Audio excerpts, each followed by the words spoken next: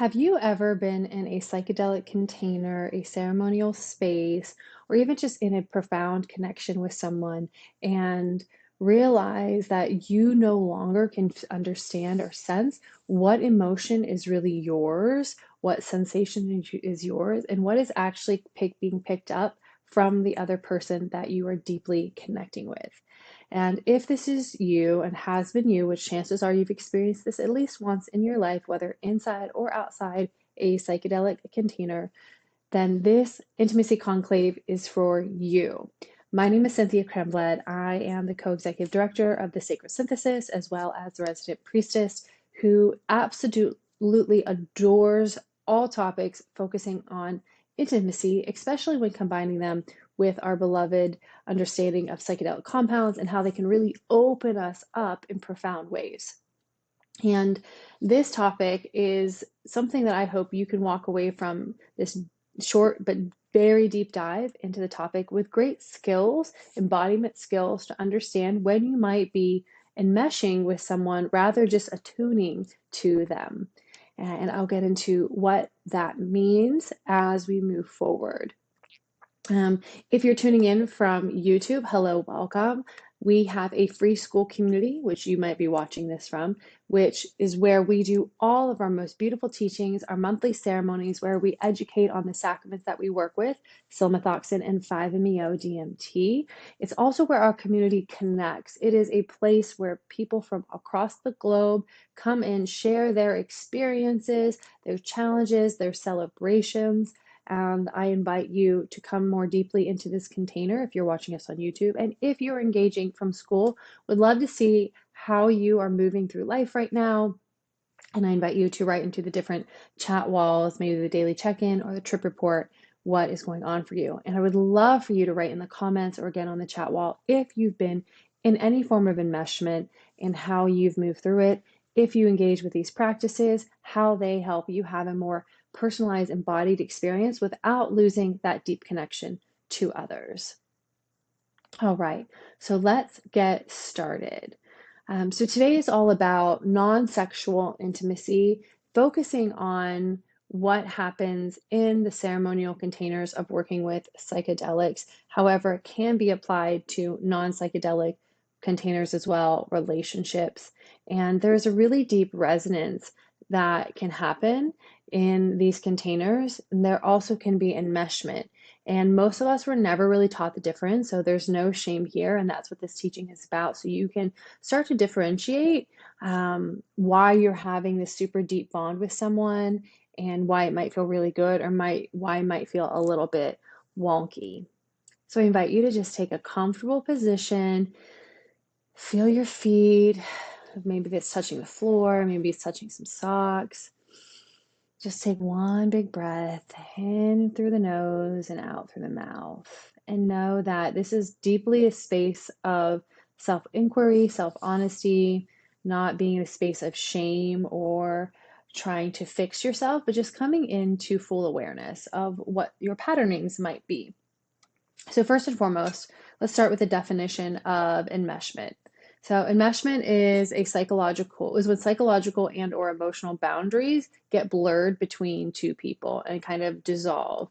So it's really a point, as I started with in the beginning, where you may start to lose a distinguishability, that's the word, between your feelings, your needs, and your identity from someone else's. So it's really not about closeness in a healthy way. This can happen in everyday life and can, in some relationships outside of psychedelic containers, happen very slowly. But within psychedelic containers and ceremony, it can happen really quickly because psychedelics tend to dissolve our ordinary defenses. They can invite our protective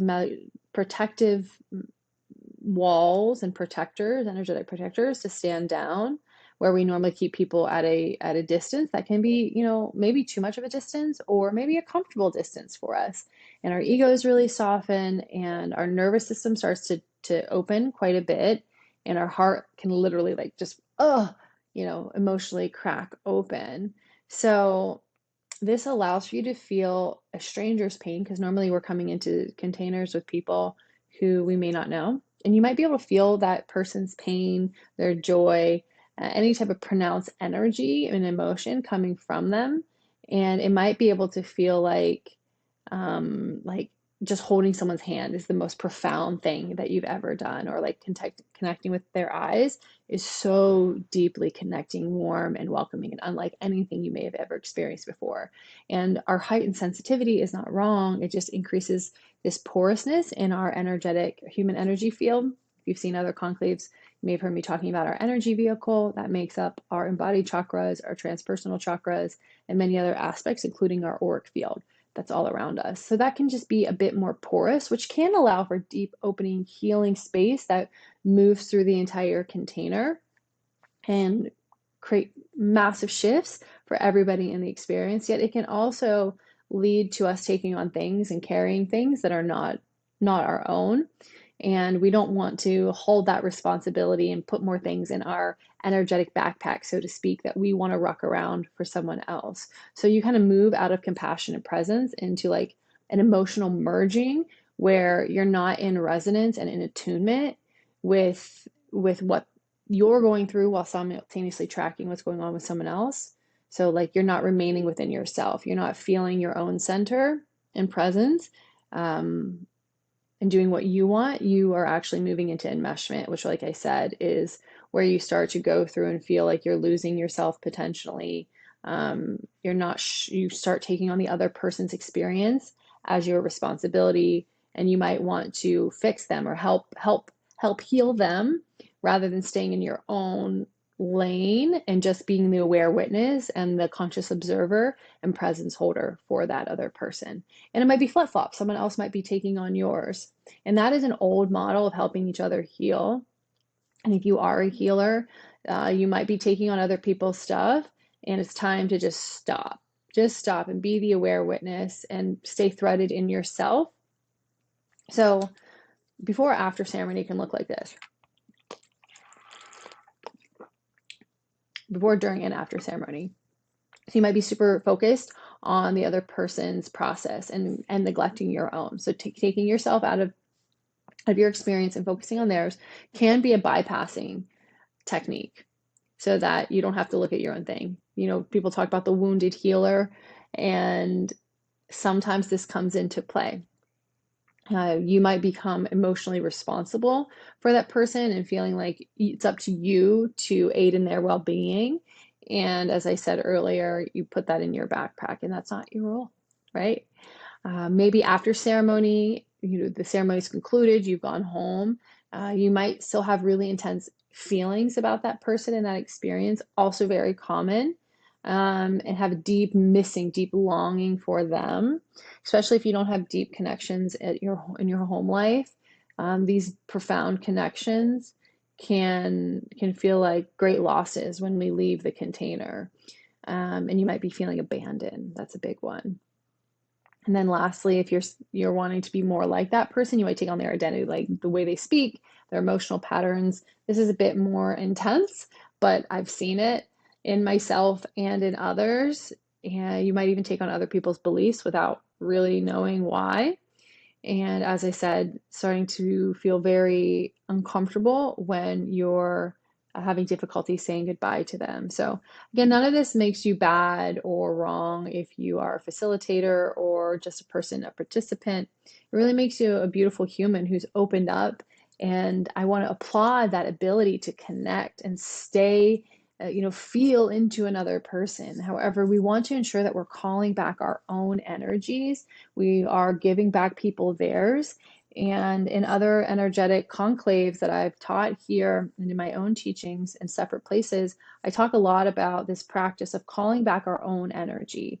And this is really important to do morning and night, before ceremonies, after ceremonies, really anytime, no matter if you're working with our beloved compounds or other psychedelics, is to really get quiet and clear in your center and call back any energy that is yours from every conversation, any person, any place you've stepped, walked, timelines, dimensions, calling it all back to you, like feeling this magnetic resonance in your chest.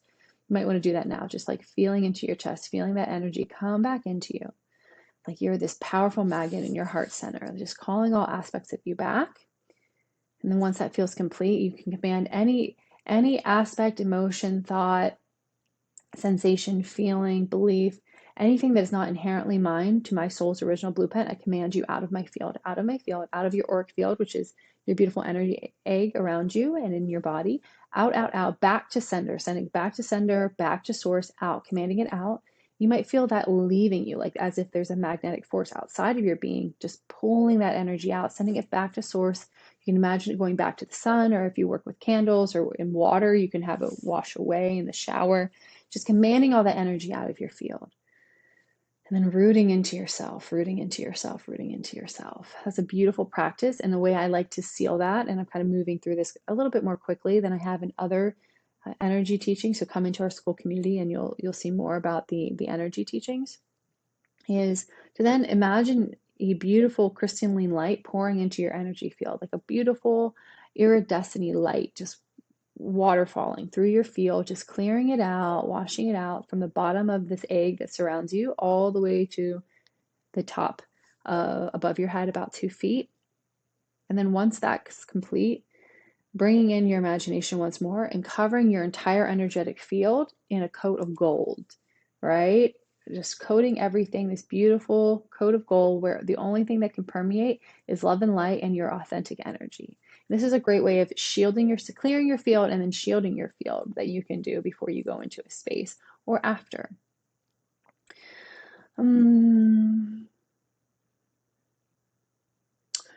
So I dove in, I gave a little highlight before about like resonance and attunement versus enmeshment.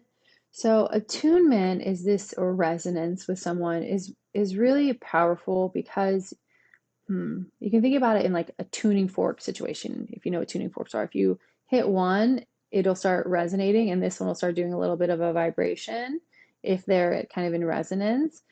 And that's resonance, that's attunement. Like, oh, or this guy's like, oh, I can feel this one over here is merging, but I'm not going to go too hard into it. Versus if you have them and melt them together, that's enmeshment, and then they become one. So when you're attuning to self, you're first coming into clear crystalline awareness of what is yours. Like, how do you feel in your body?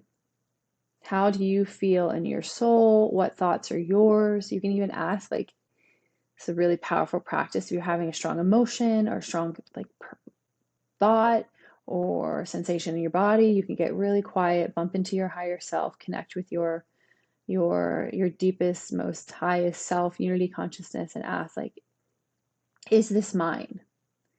And if you hear the word no, great. You can get more curious, like, who does this belong to? What does this belong to? And then you can get answers.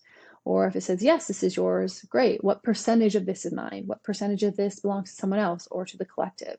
Get really curious in asking these questions.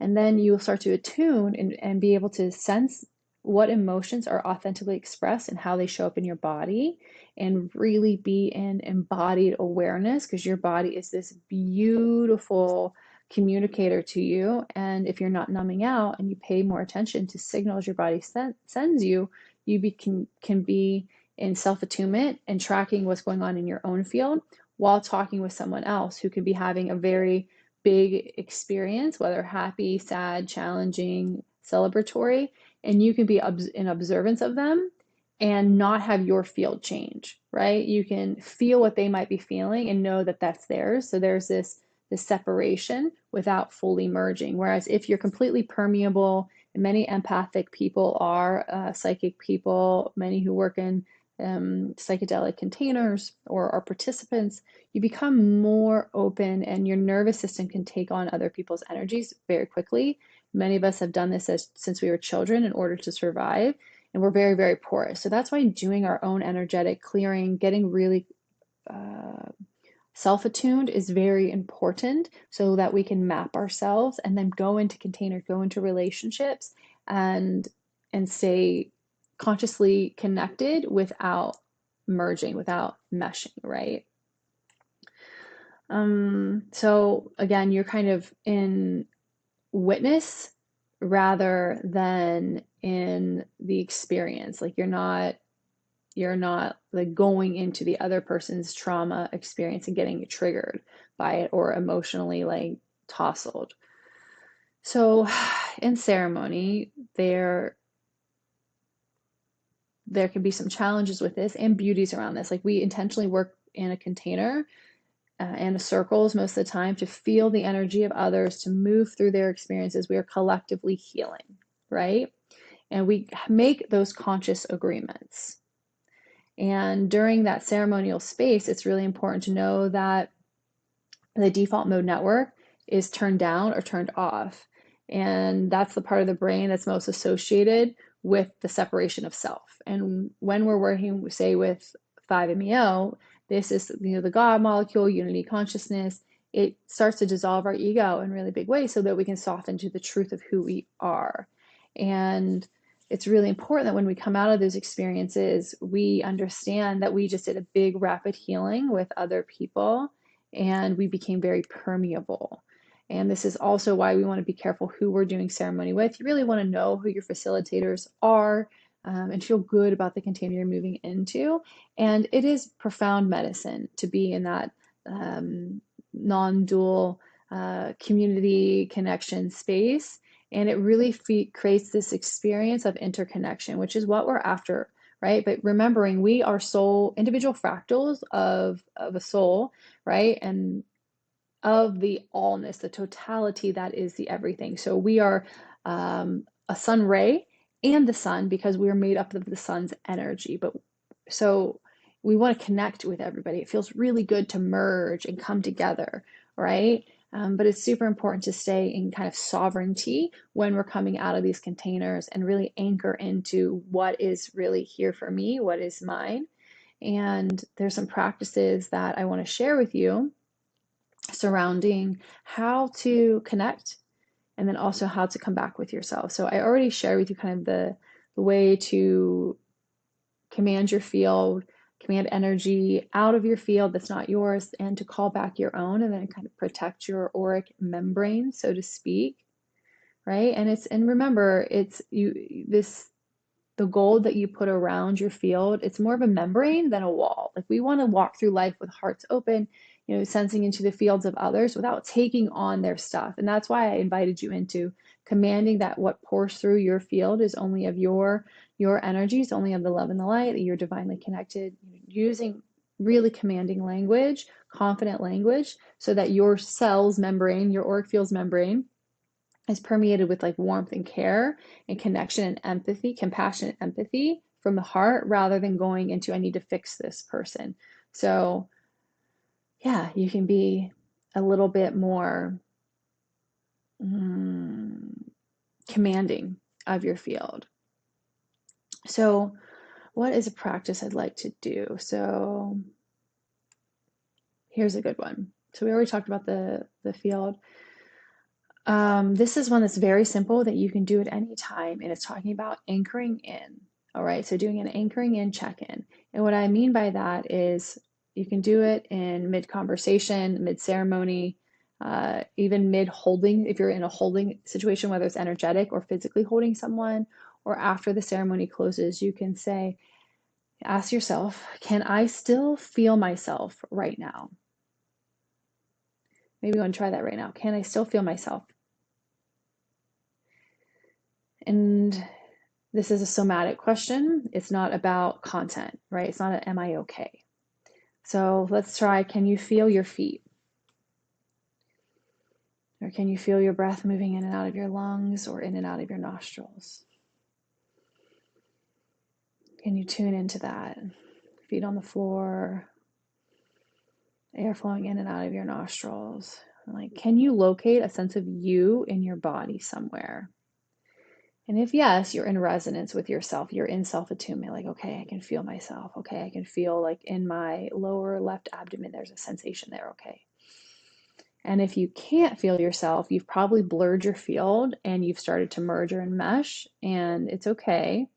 It's just now up to you to resource yourself to come back to yourself so that you can continue to offer presence rather than getting lost in the sauce of someone else's energy, right? So you can do that, again, by just staying present and breathing into that space that is yours. You can ask, are these sensations mine? I give them back to this person. You can command your energy field, as I said, by commanding your essence come back to you and that other person's leave yours, protecting your field, all of that. It's beautiful, beautiful practices. And a great way to also know if you're being like a compassionate witness, someone who's attuning, or an emotional rescuer, is to kind of walk through these kind of awarenesses. So when someone wants to emotionally rescue another person and enmesh with them, it's typically because there's something within them that wants to be resolved as unprocessed material. So you're actually trying to heal it by going into that other person rather than sticking with your own process and allowing them to be in theirs.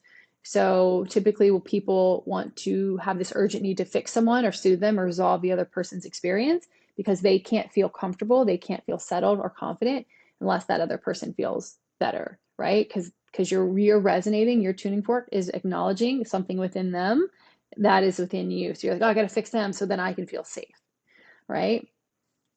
Because you can't tolerate their discomfort. So if you feel like I need to make this better, I can't handle them feeling this way. Like if you're uncomfortable with people feeling sad or angry or things like that, just being in their own emotional expression, not talking about projection, but in their own emotional expression, and you feel like you need to change it, you are probably enmeshing with them. Your field's enmeshed, right? And like if you feel like I can't be okay until they're okay, that's enmeshment. All right. So again, using this awareness, and this is what it's about, it's just constantly coming back into awareness that you are enmeshed, using some of those tools I mentioned before to help command your field. And then recognize, oh, there's something that's triggering me inside this person's field. I'm going to write that down. I'm going to make note of it. I'm going to go into my own field and I'm going to start exploring what this means for me. All right.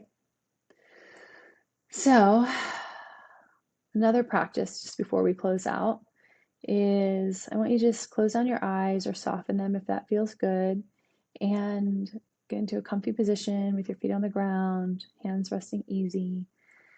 Just taking 3 slow breaths through the nose.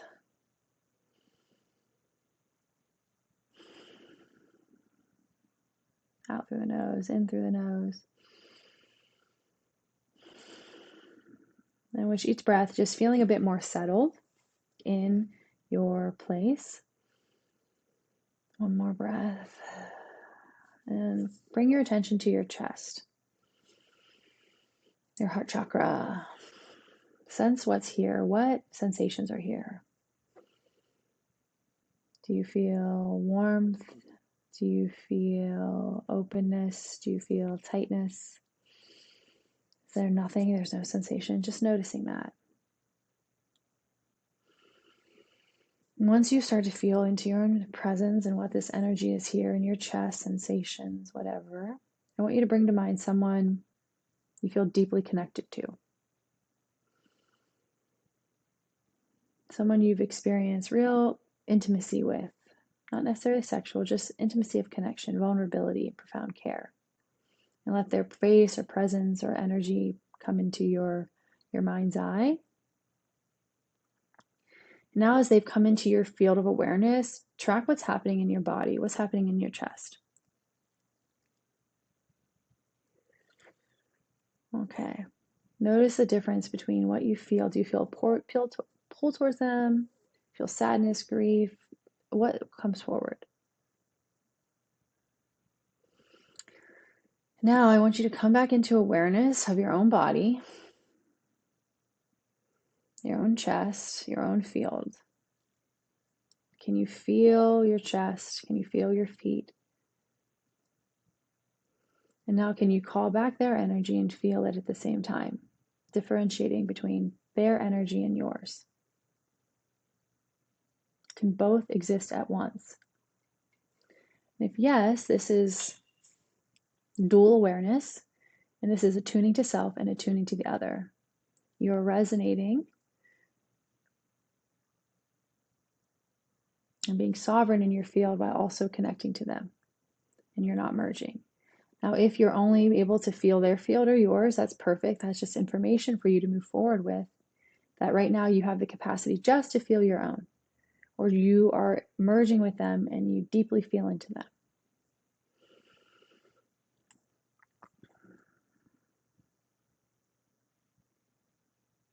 All right, beautiful. So just taking a few more breaths and then coming back to the space.